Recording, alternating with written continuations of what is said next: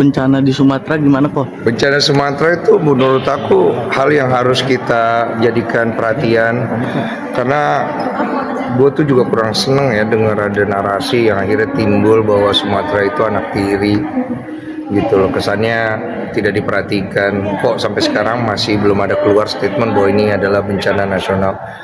Ya aku pikir di kondisi kayak begini kan jangan terprovokasi sih sebenarnya. Kemarin gue bikin himbauan juga untuk semua orang supaya kita jangan sampai terlalu sibuk dengan isu-isu sosial, perselingkuhan lah, tumbler lah apa dan lain-lain. Ya itu oke. Tapi ada isu yang sangat penting, isu kemanusiaan yang menurut gue terjadi di Sumatera dari Aceh, kemudian Sumut, Sumbar, Tapanuli Tengah, dan sekitarnya yang sekarang ini butuh perhatian kita, terutama butuh bantuan. Aksesnya itu terputus, kemudian listrik tidak ada, sinyal susah, sampai sekarang masih banyak orang yang belum ditemukan. Total korban nyawa sudah lebih daripada 4 orang, 10 orang gue lupa kemarin, dan masih banyak yang hilang kan. Jadi terus kemudian juga jangan terprovokasi dengan narasi bahwa pemerintah tidak gercep ya, karena saya dapat info dari beberapa sumber yang memang akurat dan sudah kita lihat sendiri, memang sudah banyak yang turun langsung. Nggak mungkin lah masa orang nggak ditolong, evakuasinya tuh harus cepet kan. Cuma main kendala itu, jadi sabar tahan diri. Saya ngerti lah kegusaran dari semua orang yang mengalami kondisi ini tuh nggak gampang. Kalau kita lihat sendiri kan dari video-videonya parahnya minta ampun.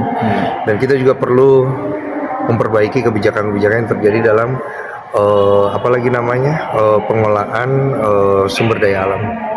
Mulai dari tambang, masalah penebangan hutan untuk kebutuhan kayu dan lain-lain. Karena itu kan memang hal-hal yang diperlukan untuk ekonomi negara kita. Tapi kita juga harus tahu bahwa dampak yang bisa ditimbulkan besar, sehingga tata lingkungan, tata kelola, sistem semua juga harus kita perbaiki kan dengan adanya hal seperti ini. Karena bencana-bencana yang terjadi di Indonesia itu nggak sedikit loh, banyak. Artinya ada reminder dari alam bahwa ada yang salah nih dalam tata kelolanya.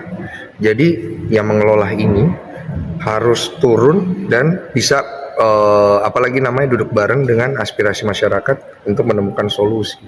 Nah, saya yakin yang mengelola juga pasti nggak pengen bencana.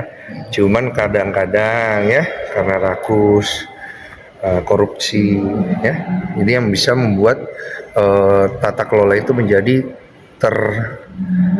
terkorup lah, terintervensi dengan keserakahan.